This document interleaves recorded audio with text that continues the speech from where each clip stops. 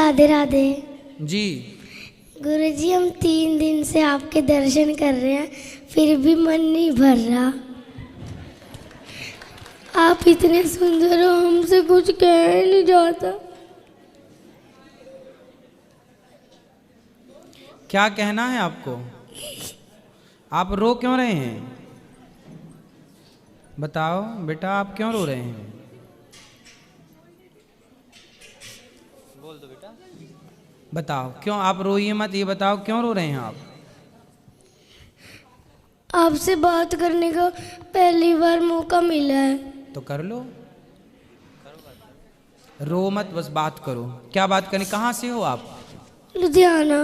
क्या पढ़ते हैं आप? कौन सी कक्षा में? 5th। क्या नाम है आपका? डिम्पी।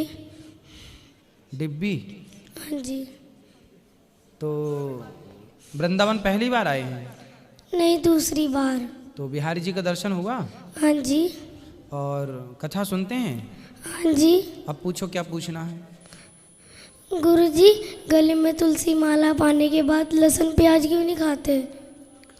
तामसी होता है इसलिए नहीं खाते, और कोई खाए भी तो उसे धीरे धीरे करके छोड़ देना चाहिए। कोई पाप नहीं है लहसुन प्याज खाने का, तामसी होता है इसलिए मना करते हैं। किसी को खाना है तो वो धीरे धीरे करके छोड़ दे।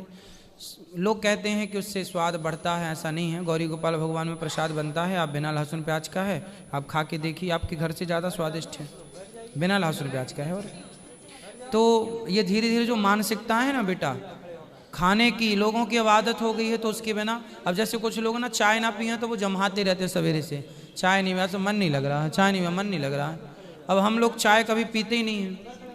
दास अनिरुद्ध जो, हम चाय कभी नहीं पीते। कभी मतलब कभी कोई प्यार से बोल दिया कि नहीं महाराज जी आपको, कोई माँ बोली कभी पी ले बेटा, थोड़ी सी पी ले, कभी साल में एक आध बार, कभी एक आध घूंट ले लिए तो चाय नहीं पीते। कभी हम सवेरे काढ़ा पी लेते हैं मस्त। तो अब आदत नहीं है चाय पीने की हमारी, तो हमें कोई दिक्कत नहीं है। अब आपकी क्या है, आपकी मतलब कुछ लोगों की आदत ऐसी हो गई कि चाय ना मिले तो जमाते रहते हैं, बोले जमाई आ रही है, जब तुम फुर्ती नहीं होती, कुछ लोग ऐसा, वो आदत है। आपने गलत चीज़ों की आदत इतनी बना ली है कि अब उन गलत के बिना आपका गुजारा नहीं है। आप जैसा ढलते हैं वैसा माहौल में वैसा शरीर आदत बना लेता है। शरीर है ना, वो आदी हो जाता है चीज़ों का। ऐसे कुछ लोग लहसुन प्याज के आदी, उनको लगता नहीं खाएंगे तो मर जाएंगे। अरे ना मरोगे भैया, हम लोग नहीं खाते, नहीं मर रहे हैं, देखो आदत हो गई है। इतना बढ़िया बढ़िया खाने को है वो छोड़ के, बेटा ऐसा है कि कुछ लोग नहीं खाते, कुछ लोग खाते हैं।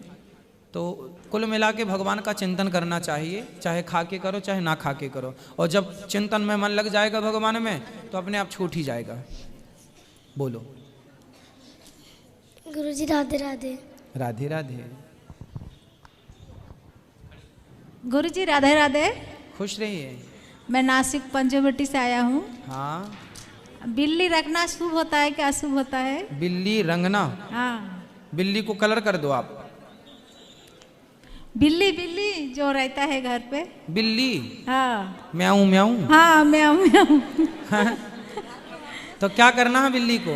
घर पे रखता है बच्चा लोग, तो रखना शुभ होता है क्या अशुभ होता है? भाई बिल्ली तो घर में होना चाहिए। हाँ। बिल्ली होती है तो चूहा नहीं होते। हाँ, चूहा नहीं होता है। हाँ, बिल्ली होना चाहिए।